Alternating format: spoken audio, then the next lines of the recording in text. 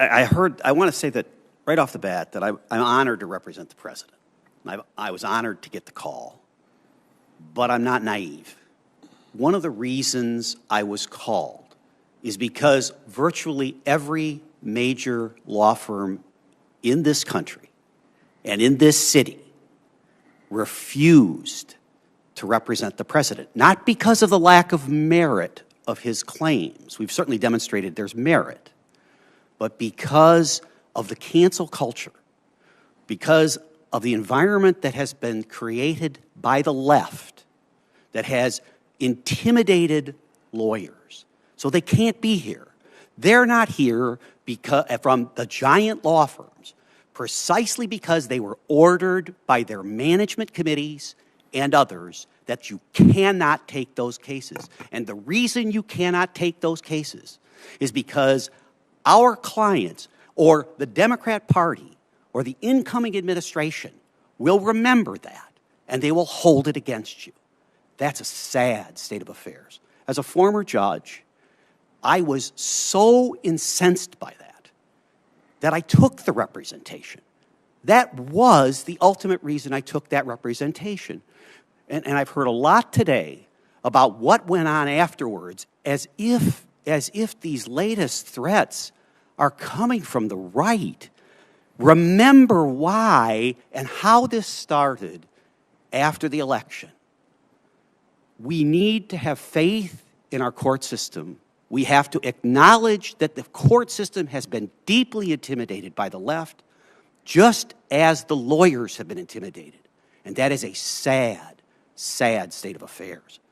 And I so much appreciate, Senator, that you're holding these hearings, because otherwise, as we're finding out all over the country, these items just disappear. Number two, I wanted to say, as I've said throughout my testimony, that one of the reasons people are doubting the election is because the other side here, the Biden campaign's primary defense is don't hear the evidence. Don't let them litigate.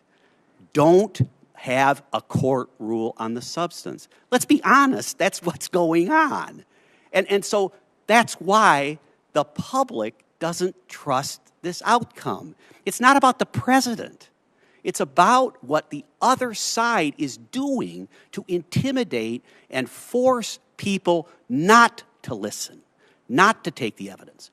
I've heard lots of fancy words here today, but if you give transparency, if you let the issues come out, and I've represented Republicans and I've represented Democrats, and at the end of the day, lawyers do their job when it is in the open and we are able to present the evidence. And I so appreciate the fact that you, a non-lawyer, is taking on this task here.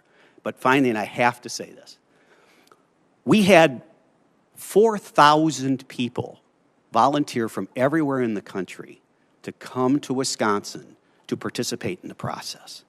We had over 2,500 volunteers over a 10-day period take their own time, their own money, come from all over the country, and they came and they attended the recount and they participated. And I said to the recount on the floor, the Democrats and the Republicans, I said, if you are losing your faith in the greatness of this republic, look at this recount. Look at the number of people from the Trump campaign and from the Biden campaign that would give of their time and effort to be here, in that case in Madison, Wisconsin. It was humbling, truly humbling for me and everyone on our legal team and everyone who was there. We have a great system and people want to participate.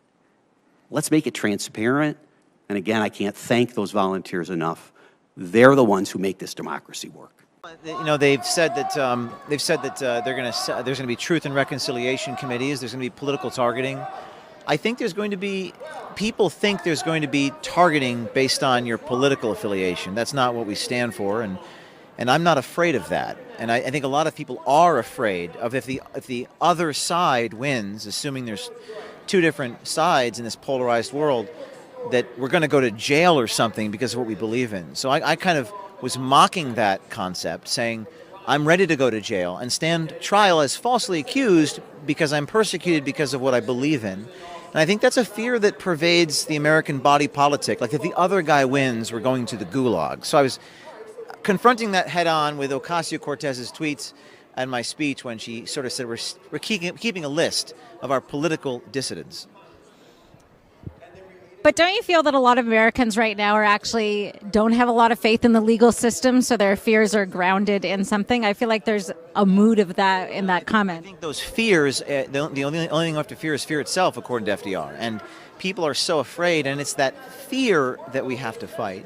Because what eventually happens in societies, and we saw this in the Soviet Union, is that you end up with basically a country of feckless cowards because everyone is afraid to do anything for fear of like losing their job or being squealed on by their neighbors. This is not the sort of world that we want to live in.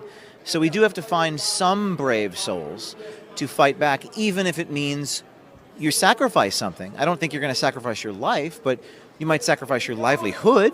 You know, Richard Hopkins, who's on the stage today, who's a mailman, and he lost his job. And he's standing strong. He's standing as proud as ever. And I think we need to find more people like that. And everyone's afraid. Everyone wants to be afraid. And you can choose to be afraid, or you can choose to know that you only have one life to live, and you better get busy living or get busy dying.